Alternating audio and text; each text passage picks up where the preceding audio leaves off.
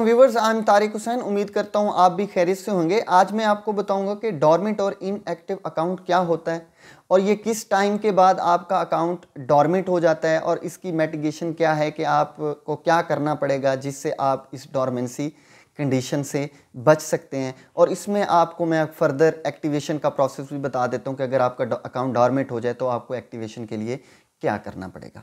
सबसे पहले मैं आपको बता देता हूं कि डॉर्मेंट अकाउंट बेसिकली है क्या। इनएक्टिव अकाउंट भी आप उसको कह सकते हैं।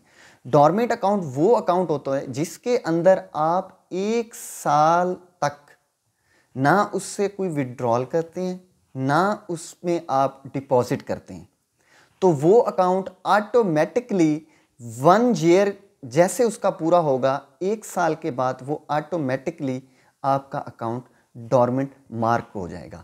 इसमें आप ना कोई विड्रॉल कर सकेंगे, उसके बाद ना आप उसमें फंड ट्रांसफ़र कर सकेंगे। और उसके बाद जो नेक्स्ट है इसकी मिटिगेशन ये है कि आप इस डॉर्मेंसी से कैसे बच सकते हैं। उसके लिए आपको ये करना पड़ेगा कि आप सपोज आप उस अकाउंट को यूज़ नहीं कर रहे ड्यू टू फंड रोटेशन, तो आप 1 साल के अंदर अंदर मिनिमम 1 ट्रांजैक्शन डेबिट हो या क्रेडिट हो ज़रूर परफॉर्म करें, उससे आपका अकाउंट डॉर्मेंसी की तरफ नहीं जाएगा।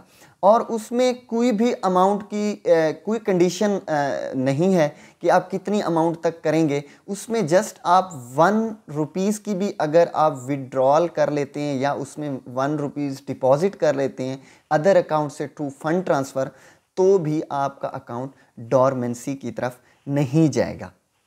ये एसपीपी ने डिफ़ाइन किया है, डायरेक्शंस दी हैं सारे बैंक्स को anti money laundering combating financing to terrorism rule के तहत बैंक्स को इंस्ट्रक्शंस दी हैं कि आप ऐसे अकाउंट को डॉर्मेंट कंडीशन मार्क कर दें।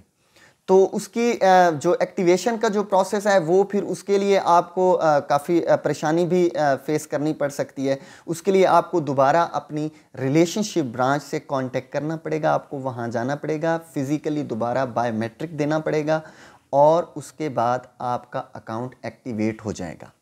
उसमें अब एसबीपी ने काफ़ी सारे बैंक्स को डायरेक्शंस भी दिए हैं, एसओपीज़ भी दे दिए हैं रिगार्डिंग डॉर्मेंसी रिमूवल की।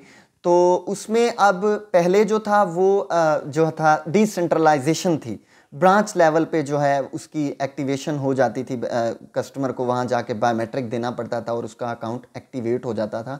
और अब इसमें एक और जो है अमेंडमेंट हुई है, उसमें ये है कि आप सेंट्रलाइज्ड कर दी है डॉर्मेंसी रिमूवल को, कि आपका सपोज अकाउंट जिस भी सिटी में है आप उसकी जो दूसरे उसी बैंक की अदर ब्रांच जो अदर सिटी में लोकेटेड है, आप वहाँ जाके अपनी डॉक्यूमेंटेशन दे के ऑफ साइट में बायोमेट्रिक दे के, तो आपके वो जो डॉक्यूमेंट्स होंगे वो आपकी जो मेन ब्रांच है जिस ब्रांच में आप अकाउंट मेंटेन कर रहे होंगे वहाँ पे वो डॉक्यूमेंटेशन पहुँच जाएंगे। वो वहाँ से आगे अपने जो हब होगा उसको वो भेजेंगे, जिससे आपकी डॉर्मेंसी रिमूवल हो जाएगी।